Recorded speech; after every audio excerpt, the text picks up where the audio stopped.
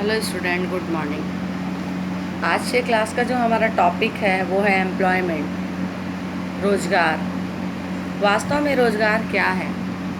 एक व्यक्ति रोज़गार में संलग्न तब माना जाता है जब वह किसी संस्था में कार्य करता है और उसके बदले में उसको पारिश्रमिक की प्राप्ति होती है, तो उसे हम कहेंगे रोज़गार। रोज़गार में दो लोगों के बीच का अनुबंध होता है, एक रोज़गार देने वाला अर्थात नियोक्ता और दूसरा है रोज़गार पाने वाला अर्थात कर्मचारी।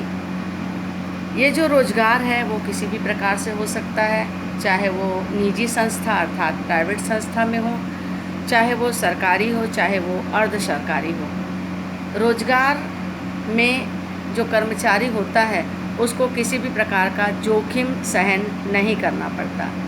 संस्था को लाभ हो या हानि, दोनों ही दशा में कर्मचारी को निर्धारित पारिश्रमिक की प्राप्ति होती है।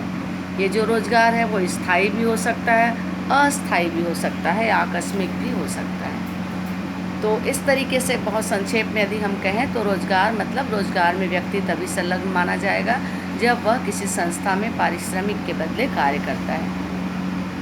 रोज़गार की कुछ विशेषताएं भी हैं। पहला है नियोक्ता और कर्मचारी का संबंध। रोज़गार में नियोक्ता यानी रोज़गार देने वाला और कर्मचारी यानी रोज़गार पाने वाला, ये दोनों के बीच का जो है अनुबंध होता है।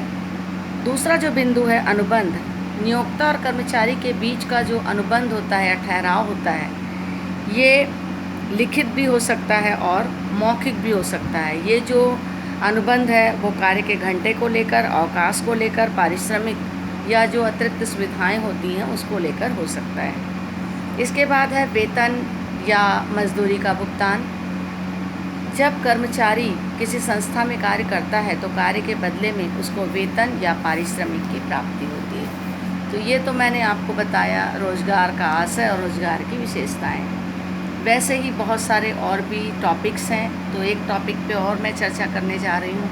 प्रश्न को आप नोट कर लेंगे। इसके पहले जो मैंने समझाया, पहला था रोज़गार किसे कहते हैं और दूसरा था रोज़गार की विशेषताएं बताइए। इसके बाद है व्यवसाय, बिजनेस क्या होता है। व्यवसाय वास्तव में एक व्यापक शब्द है। व्यवसाय मतलब लाभ कमाने के उद्देश्य से की जाने वाली वस्तुओं का क्रय विक्रय, विनिमय, हस्तांतरण, ये सभी को हम कहेंगे व्यवसाय। व्यवसाय के अंतर्गत बैंकिंग, बीमा या व्यापारी जो भी लाभ कमाने के उद्देश्य से कार्य करता है, ये समस्त चीज़ें जो हैं व्यवसाय के अंतर्गत शामिल की जाती हैं। नेक्स्ट क्लास में फिर मैं आपको व्यवसाय की विशेषताएं, व्यापार का आशय, व्यापार के प्रकार के बारे में चर्चा करूँगी। Thank you.